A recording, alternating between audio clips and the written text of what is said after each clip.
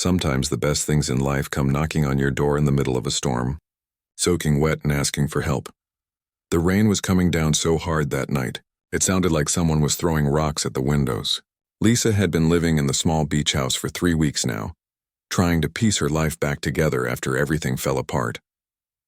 Her marriage of 8 years had ended badly, and she needed space from everyone who kept telling her what she should do next. The beach house belonged to her aunt, who was traveling in Europe for the summer. It was perfect for what Lisa needed: quiet, peaceful, and far from the city where every corner reminded her of the life she used to have. She spent her days walking on the empty beach, reading books she never had time for before, and slowly learning how to be alone without feeling lonely. That Thursday night started like any other. She had made herself a simple dinner, lit some candles around the living room, and was reading a mystery novel when the lights suddenly went out. The whole house went dark except for the flickering candles. Outside, the storm was getting worse by the minute. Lisa wasn't scared of storms, but this one was different. The wind was howling like a wild animal, and she could hear things hitting the house, probably branches or pieces of trash flying around. She went to the window and looked out, but couldn't see much except rain and darkness. She had just settled back into her chair with the book when she heard it. Someone knocking on her door. Not just a light tap, but urgent, heavy knocking that made her heart jump. Who would be out in weather like this? Lisa grabbed one of the bigger candles and walked carefully to the front door. Through the small window, she could see a tall figure standing on her porch, completely soaked. It was a man, and he was holding what looked like a flashlight. "Hello?" she called through the door, not opening it yet. "Hi, I'm sorry to bother you so late," came a voice she recognized but couldn't quite place. "I'm Jake from the blue house down the street. We've met a few times when you were walking." Now she remembered. The guy with the friendly smile who always waved when she passed by his house during her evening walks. He had a dog, a golden retriever that always wanted to say hello. "There's been an accident," Jake continued, his voice raised over the storm. "A huge tree fell right through my roof and water is pouring into my living room. The power's out everywhere and I don't know what to do. I saw your candles and thought maybe—" Lisa didn't even let him finish. She quickly unlocked the door and pulled it open. Jake was standing there looking like he had been swimming in his clothes. His dark hair was plastered to his head and water was dripping from everywhere. "Oh my goodness, come in," she said, stepping back to let him inside. "You're absolutely soaked." "I'm so sorry about this," Jake said as he stepped into her hallway, water pooling around his feet. "I didn't know who else to ask. Most of the other houses look empty and I really didn't want to bother you, but—" "Don't even think about it," Lisa interrupted, already moving toward the linen closet. "Let me get you some towels. You must be freezing." As she handed him the towels, their eyes met for a moment in the candlelight. There was something about the situation, him standing there so vulnerable and grateful, her opening her quiet space to help a neighbor in trouble, that felt significant somehow. "Thank you so much," Jake said, wrapping one of the towels around his shoulders. "I was trying to put a tarp over the hole in my roof when the wind just got crazy. I nearly fell off the ladder." "You were up on your roof in this weather?" Lisa asked, concerned. "That's incredibly dangerous, and I know. But the water was getting everywhere, and I have some important things in that room. Photos, documents, things I can't replace." His voice got quiet for a moment. "Things that belong to my wife." Lisa noticed he said wife, not ex-wife. She wondered about that but didn't ask. "Well, you're safe now," she said. "And you're not going back out there tonight. It's getting worse by the minute." Jake started to protest. "I can't impose like that. I was just hoping maybe I could use your phone to call someone or—" "The phones are out too," Lisa said. "I already checked. And look outside. You can barely see 2 feet in front of you. You're staying here tonight and that's final." Something in her voice surprised even her. She had been so careful about letting people into her space these past few weeks, but with Jake, it felt natural. Maybe it was because he needed help, or maybe it was something else. "I have some clothes that might fit you," she continued. "My ex-husband left some things behind when he moved out. They're probably about your size." Jake looked relieved and embarrassed at the same time. "You're being incredibly kind. I promise I'll make this up to you somehow." "Don't worry about it," Lisa said, leading him toward the guest room. "We're neighbors. This is what neighbors do for each other." As she found some dry clothes for him, Lisa realized this was the first time in weeks that she had thought about something other than her own problems. It felt good to help someone, to feel useful and needed. When Jake came back out wearing the borrowed clothes, he looked much more comfortable. The storm was still raging outside, but inside the house felt warm and safe with the candles flickering everywhere. "I feel human again," he said with a smile. "Thank you. Are you hungry?" Lisa asked. "I have some leftover soup from dinner. It's nothing fancy, but it's warm." "That sounds perfect." As she heated up the soup on her gas stove, Jake looked around the living room. "This place is really nice," he said. "Very peaceful. It belongs to my aunt," Lisa explained. "I'm just staying here for a while, trying to figure some things out." "I know the feeling," Jake said quietly. They ate the soup by candlelight, and Lisa found herself really looking at Jake for the first time. He had kind eyes and an easy way of talking that made her feel comfortable. There was something sad about him, too. Something that reminded her of herself lately. "So tell me about this tree situation," she said. "How bad is the damage?" Jake sighed. "Pretty bad. It's a huge oak tree that's been in my yard since before I bought the house. I always worried it might fall someday, but I never thought it would land right on the roof." "Do you have insurance?" "Yeah, but you know how that goes. It'll take forever to get everything sorted out." He paused. "The worst part is it fell right into what used to be, well, it's where I keep a lot of memories. Personal things." Lisa could hear the emotion in his voice and decided not to push. Everyone had their private pain. The storm continued to rage outside, and they found themselves settling into comfortable conversation. For the first time in weeks, Lisa wasn't thinking about her divorce or feeling sorry for herself.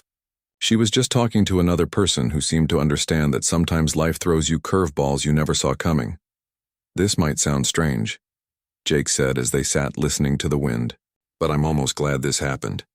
Not the tree falling, but meeting you properly. I've been wondering about you since you started staying here, but I didn't want to intrude." Lisa felt a warmth that had nothing to do with the soup or the candles. "I've been pretty antisocial lately," she admitted. "Not great company for anyone." "I doubt that's true," Jake said softly. Outside, the storm showed no signs of stopping, and Lisa realized she didn't want it to.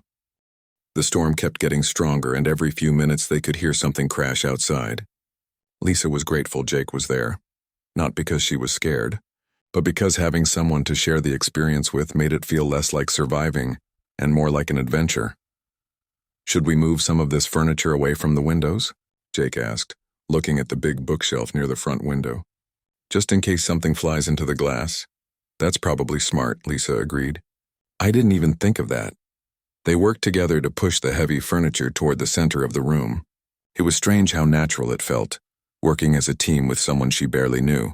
Jake was careful and considerate, making sure she wasn't lifting anything too heavy, and Lisa found herself appreciating his thoughtfulness. "There," Jake said, stepping back to look at their work. "That should be safer." A huge gust of wind shook the whole house, making them both freeze for a moment. Then they looked at each other and started laughing. "Well, that was dramatic," Lisa said, still giggling. "I feel like we're in a movie." "The kind where the power goes out and people tell scary stories?" Jake asked with a grin. "Or the kind where strangers become friends," Lisa said, surprising herself with how easily the words came out. Jake smiled at that, a real smile that reached his eyes. "I like that version better." Lisa went to the kitchen and came back with a bottle of wine. "I was saving this for, well, I don't know what I was saving it for. Seems like tonight is as good as any." "Are you sure? I don't want to drink up your good wine." "Trust me, it's not that good," Lisa laughed. "And besides, what else are we going to do? The power could be out for hours." She poured 2 glasses and they settled back on the couch, the candles flickering around them, creating a warm, cozy atmosphere. The storm was still loud, but inside felt safe and peaceful. "So tell me about yourself," Lisa said. "I mean, beyond being the guy with the friendly dog who lives in the blue house." Jake took a sip of wine and thought for a moment. "Well, I'm a teacher. High school history. Have been for about 15 years now. Do you like it?" "I love it. Kids that age are fascinating. They're trying to figure out who they are, and they have all these big questions about life." "It keeps me on my toes," he paused. "What about you?" "I work in marketing for a company downtown." "Or worked, I guess." "I took a leave of absence a few weeks ago." Lisa stared into her wine glass. "I needed to get my head straight." "That takes courage," Jake said quietly. A lot of people just keep going even when they know they need to stop. It didn't feel brave. It felt like running away. Sometimes running away is exactly what you need to do. Sometimes it's the smartest thing. They sat in comfortable silence for a while, listening to the rain. Lisa found herself studying Jake's face in the candlelight. He had laugh lines around his eyes, but there was sadness there too. "Can I ask you something?" she said finally. "Sure. Earlier when you mentioned your wife, are you divorced?" Jake's expression changed, becoming more serious. "No, she died 2 years ago, cancer." Lisa felt her heart sink. "Oh, Jake, I'm so sorry. Thank you. It's been hard. We were together for 23 years. Since college. I'm still learning how to be just me, you know?" Lisa nodded, understanding completely. "I do know. Not the same situation, but my husband left me for someone else 3 months ago. After 8 years together. Found out he'd been seeing her for over a year. That's terrible. I'm sorry. The weird thing is, I'm not even sure I miss him anymore. I think I miss the idea of him. Or the life I thought we had. But the actual him?" She shook her head. "I don't think I knew who he really was." Jake leaned forward slightly. "That might be worse than what happened to me. At least I have good memories. Real ones. I keep questioning everything now. Like, were any of the good times actually real? Was he thinking about her when he told me he loved me? It makes you feel crazy. You're not crazy. Trust is a fragile thing. When someone breaks it like that, it makes sense that you'd question everything." They talked about loneliness then, about how different it felt to be alone by choice versus alone because someone left. Jake told her about the silence in his house, how he still set 2 coffee cups out sometimes without thinking. Lisa talked about how she'd started talking to herself just to hear a voice. "The worst part," Lisa said, "is how everyone wants to fix it. You need to get back out there, they say. Don't let him win." As if there's some timeline for getting over having your whole life turned upside down. "People mean well," Jake said. "But they don't understand that healing isn't linear. Some days you feel okay, and some days you feel like you're back at the beginning." "Yes, exactly." Lisa felt relief at being understood. "My sister keeps trying to set me up with guys from her office. She means well, but I'm not ready for that. I don't even know who I am anymore." "You seem pretty sure of who you are to me," Jake said gently. "What do you mean?" "Well, you opened your door to a stranger in a storm. You fed me, gave me dry clothes, and made me feel welcome when I was having one of the worst nights I've had in a while. That says a lot about who you are." Lisa felt tears prick her eyes. "I haven't felt like myself in so long. It's nice to hear that maybe I'm still in there somewhere." The conversation drifted to other things, books they'd both read, places they wanted to travel, dreams they'd had when they were younger. Lisa found herself laughing more than she had in months. Jake had a dry sense of humor that caught her off guard, and he seemed genuinely interested in what she had to say. "I used to write," Lisa said at one point. "Stories mostly. I had this dream of writing a novel someday." "What stopped you?" "Life, I guess. Work got busy, then I got married, and there was always something more practical to do with my time." "It's not too late," Jake said. "Maybe this time away from everything is a chance to remember what you wanted before life got complicated." "Maybe. What about you? Any dreams you put on hold?" Jake was quiet for a moment. "I always wanted to travel. Really travel, not just vacation. Take a year off and see the world. But there was always a reason not to. Work, money, and then when my wife got sick." He trailed off. "You could still do it," Lisa said softly. "I could. It's scary, though, doing something like that alone. Scary can be good sometimes. It means you're pushing yourself." As the night went on, the storm gradually began to calm down. The wind wasn't howling as much, and the rain had settled into a steady rhythm, instead of the angry pounding from earlier. But neither of them seemed ready for the conversation to end. Lisa realized she felt more comfortable with Jake than she had with most people she'd known for years. There was something about the circumstances, the storm, the candlelight, the vulnerability of the situation, that had stripped away all the usual small talk and pretenses. "Thank you," Jake said as they sat there in the warm glow of the candles. "For what?" "For tonight. For letting me in, literally and figuratively. I haven't talked like this with anyone in a very long time." "Me neither," Lisa admitted. "It feels good to remember that I can still connect with people." Outside, the storm was finally starting to settle, but inside, something new was beginning. Around midnight, the storm finally started to die down. The wind wasn't shaking the house anymore, and the rain had gone from angry pounding to a gentle, steady rhythm. Lisa noticed the change and felt a strange mix of relief and disappointment. Relief because the danger was passing, but disappointment because she knew this meant Jake would probably leave soon. They had been talking for hours, and Lisa couldn't remember the last time she had felt so comfortable with another person. The conversation had flowed from deep personal things to silly stories from their past, and everything in between. She had learned that Jake collected old maps, that he made amazing pancakes, and that he had a habit of talking to his dog like she was a person.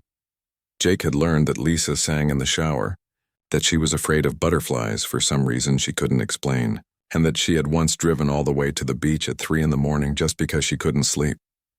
"Sounds like the worst of it is over," Jake said, glancing toward the windows. The candles had burned down quite a bit, casting longer shadows around the room. "Yeah, it does," Lisa agreed, trying to keep the disappointment out of her voice. Jake stood up and stretched. "I should probably head back and see how bad the damage really is. Maybe I can at least put something over the hole to keep more water from getting in."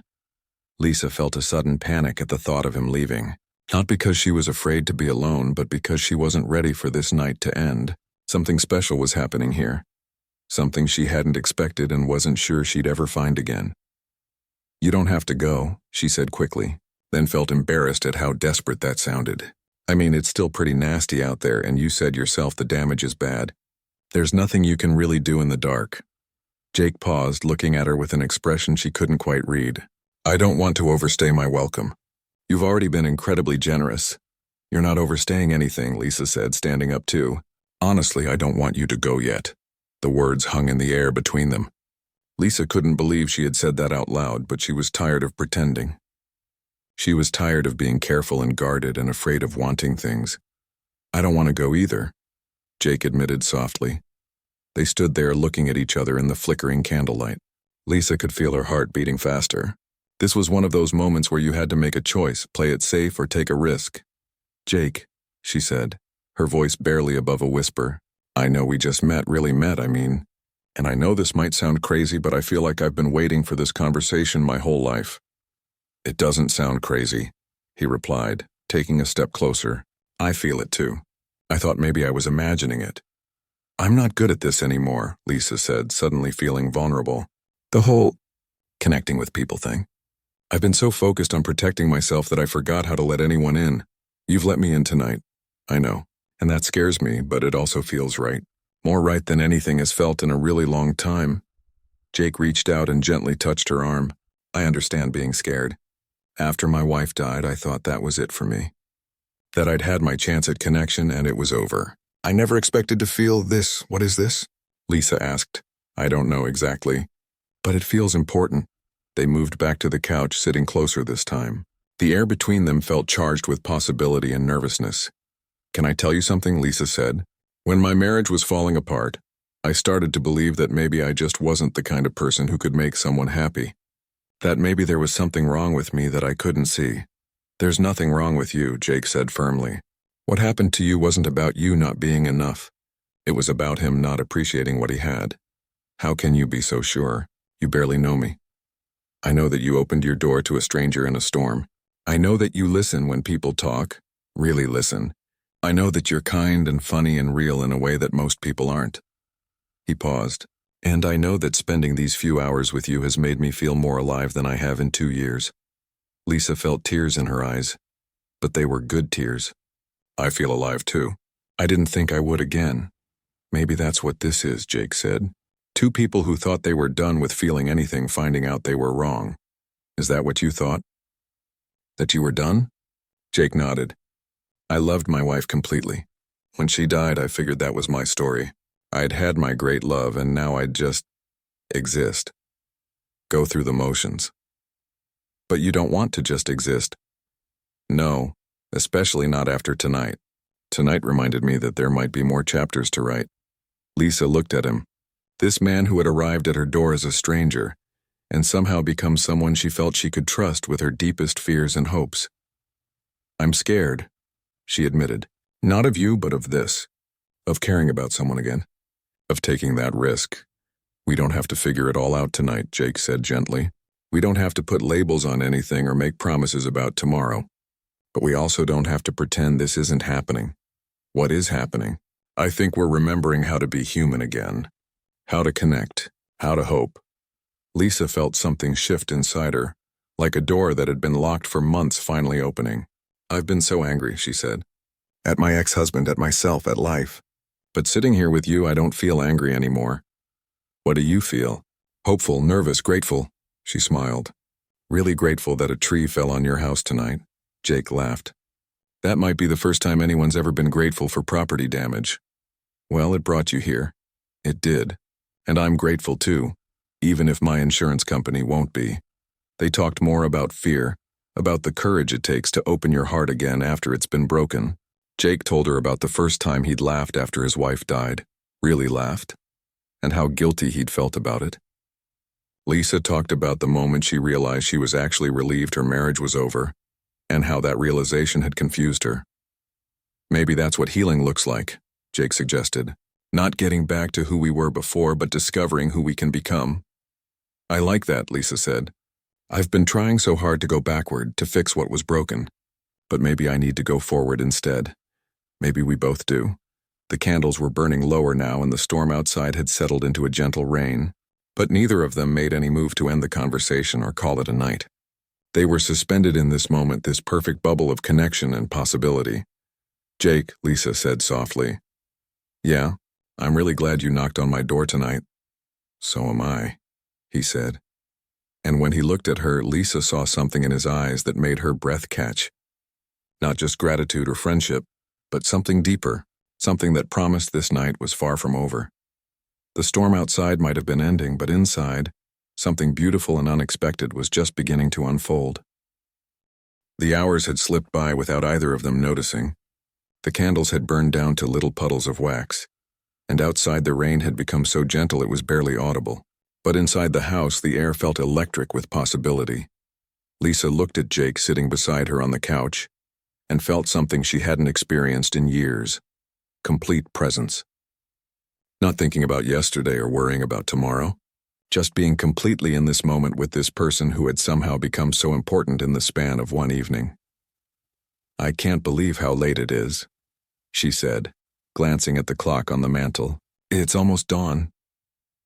Time has a way of disappearing when you're with the right person, Jake said softly. The way he said it made Lisa's heart skip.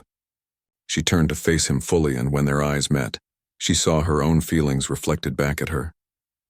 This wasn't just a friendly conversation between neighbors anymore. This was something deeper, something that had been building all night. Jake, she said, her voice barely above a whisper. I need to tell you something. What is it? I haven't felt this way about anyone in, well, maybe ever. Not even with my ex-husband. What we had was comfortable, familiar, but this... She struggled to find the words. This feels different. Real in a way I didn't know was possible. Jake reached out and gently touched her hand. I know exactly what you mean. I thought what I had with my wife was the only kind of love I'd ever experience. But this is something else entirely. Are you okay with that? I mean, does it feel like you're being unfair to her memory?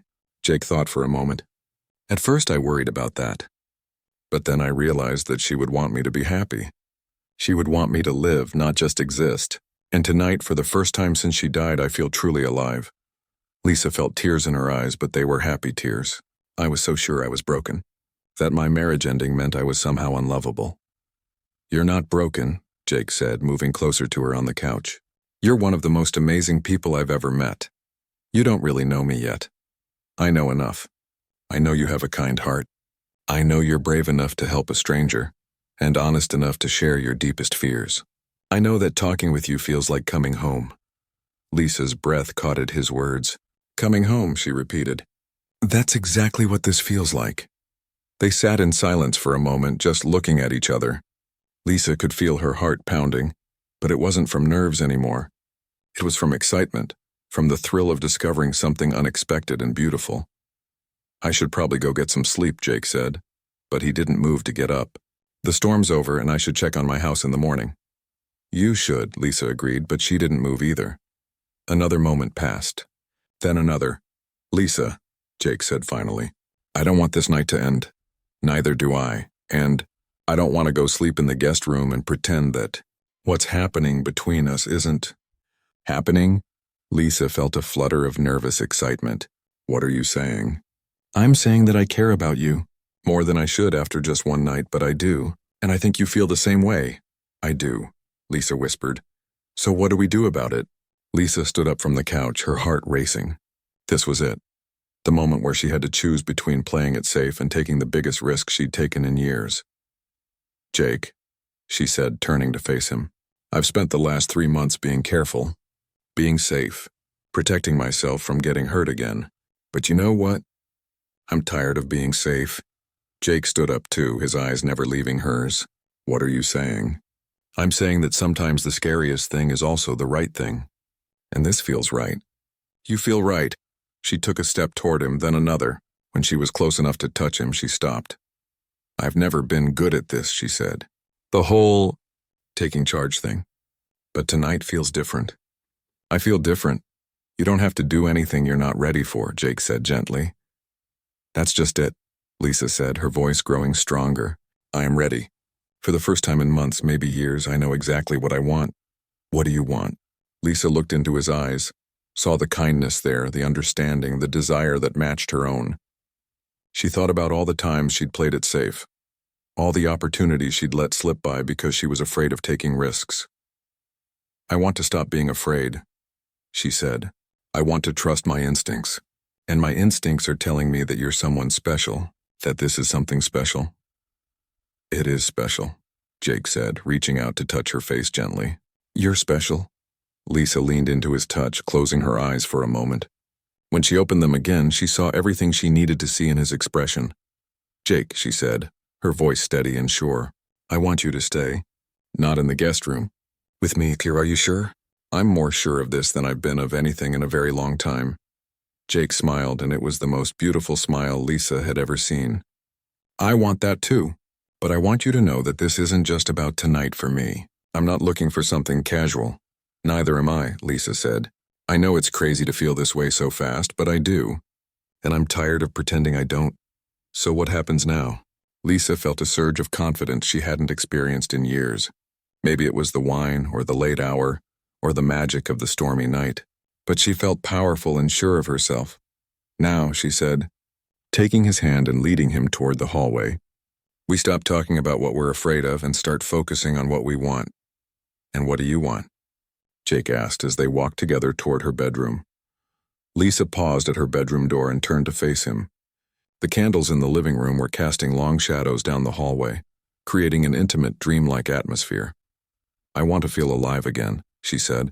I want to remember what it's like to connect with someone completely.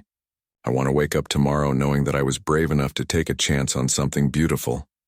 Jake cupped her face in his hands. You are brave. Braver than you know. We both are, Lisa said. We're both choosing to trust again, to hope again. That takes incredible courage. Why, are you nervous? Jake asked softly. Terrified, Lisa admitted with a smile, but in the best possible way. As they stood there in the doorway, Lisa realized that this wasn't just about physical attraction, though that was certainly part of it. This was about two people who had been through loss and pain, choosing to be vulnerable with each other. It was about healing and hope and the courage to love again. Thank you, she whispered. For what? For reminding me who I am. For helping me remember that I deserve to be happy. Thank you for letting me in, Jake replied. For showing me that my story isn't over yet. And with that, Lisa opened the bedroom door and together they stepped into whatever came next, knowing that they had already found something precious in each other. The courage to begin again. Lisa woke up slowly, feeling sunlight streaming through her bedroom windows. For a moment she was confused. The storm was over and everything was bright and peaceful. Then she felt the warm presence beside her and remembered everything about the night before. Jake was still sleeping, his face relaxed and peaceful in the morning light. Lisa lay there quietly, watching him breathe, hardly believing that this was real. Just yesterday, she had been a woman hiding from the world, convinced that she was broken beyond repair. Now she felt like she had discovered a whole new version of herself. The night they had shared wasn't just about physical closeness, though that had been beautiful and healing in ways she hadn't expected. It was about two people choosing to trust completely, to be vulnerable without fear, to give themselves permission to feel joy again. Lisa had forgotten what it felt like to be truly seen by another person. Not just the surface version of herself that she showed to the world, but the real her, scared and hopeful and imperfect and trying her best. Jake had seen all of that and somehow found it worthy of love. Outside, she could hear the sound of chainsaws and heavy equipment. The neighborhood was already starting to clean up from the storm. Soon the real world would intrude on their perfect bubble, but for now, she wanted to stay in this moment just a little longer. Jake stirred beside her and opened his eyes. When he saw her looking at him, he smiled that wonderful smile that had made her feel so safe the night before. "Good morning," he said softly. "Good morning," she replied, suddenly feeling shy. In the bright light of day, everything felt different. Not bad different, just more real somehow. "How do you feel?" Jake asked, reaching out to touch her hand. Lisa thought about the question seriously. How did she feel? "Different," she said finally. "Like I'm someone I haven't been in a very long time." "Good different or scary different?" "Both," Lisa admitted with a laugh. "Definitely both." Jake sat up, running a hand through his hair. "I should probably go check on my house. See how bad the damage really is in daylight." Lisa felt a flutter of panic. Was this it? Was he going to leave and pretend last night never happened? "Of course," she said, trying to keep her voice casual. Jake must have heard the uncertainty in her voice because he turned to look at her directly. "Lisa, about last night," her heart sank. Here it comes, she thought. The part where he tells me it was a mistake. "It was incredible," Jake continued, and Lisa felt relief flood through her. "I want you to know that. What happened between us, it wasn't just the storm or the wine or the unusual circumstances. At least not for me." "What was it then?" Lisa asked. "It was real. The most real thing I've felt in years." He reached for her hand again. "But I also want you to know that I don't have any expectations about what happens next. I know you're still figuring things out, and I don't want to pressure you." Lisa felt a surge of affection for this man, who was being so careful with her feelings. "Jake, do you want to know what I'm thinking right now?" "Tell me." "I'm thinking that I spent 8 years with someone who never really saw me, and in one night you've seen more of who I am than he ever did. I'm thinking that I've been so focused on protecting myself that I forgot what it felt like to actually live." Jake squeezed her hand encouragingly. "And I'm thinking," Lisa continued, feeling braver with each word, "that I don't want this to be just one perfect night that we look back on someday. I want to see where this goes." Jake's face lit up with relief and joy. "Really? You're not just saying that because you think it's what I want to hear? Really, I mean, I'm terrified. This is all happening so fast, and part of me thinks I should slow down and be more careful. But the bigger part of me thinks that being careful is what got me into a marriage with the wrong person in the first place." "So what are you saying?" Lisa took a deep breath.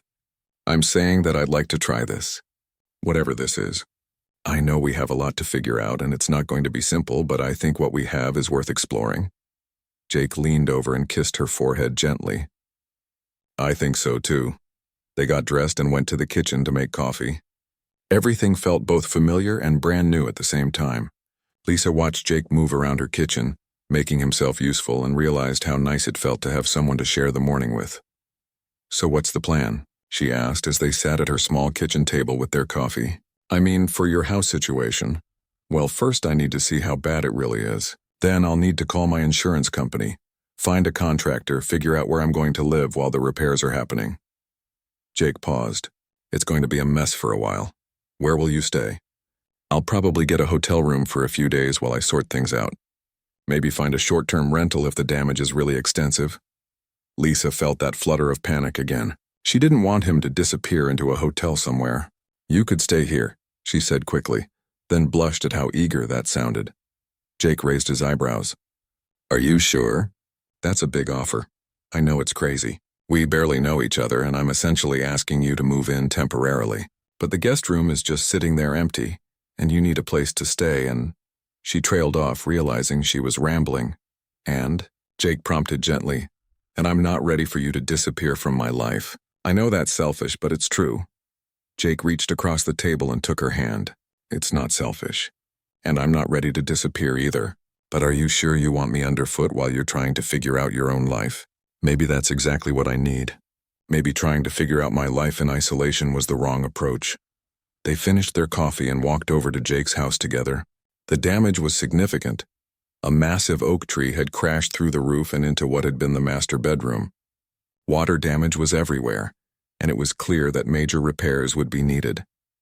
Insurance is definitely going to cover this, Lisa said, looking at the destruction. But you're right about it taking a while to fix. Months, probably, Jake agreed. Good thing I wasn't sleeping in there when it happened. Good thing you were brave enough to knock on a stranger's door, Lisa said. Jake turned to look at her. Best decision I ever made. They spent the rest of the morning calling insurance companies and contractors, starting the long process of getting Jake's life back in order. But through it all, Lisa felt a lightness she hadn't experienced in months. As they worked together, she realized something important. This wasn't about finding someone to fix her or save her from her problems. This was about finding someone to share life with, the good parts and the messy parts and everything in between. That evening, as they sat on her back porch watching the sunset, Jake turned to her and said, I have a confession. What's that? I'm actually glad that tree fell on my house, Lisa laughed. That's terrible. Your poor house. My house can be fixed. But finding you? That's irreplaceable. You're very sweet, Lisa said, leaning against his shoulder. And for what it's worth, I'm glad too. What happens now? Jake asked. Lisa thought about it. A week ago, that question would have terrified her. She would have wanted guarantees and promises and a clear plan for the future. But now, sitting here with this man who had helped her remember who she could be, uncertainty felt like possibility, rather than something to fear. Now we figure it out as we go, she said, together. And as they watched the sun set on their first full day as whatever they were becoming, Lisa felt something she had almost given up on finding. Hope for a future that was even better than the past she had lost.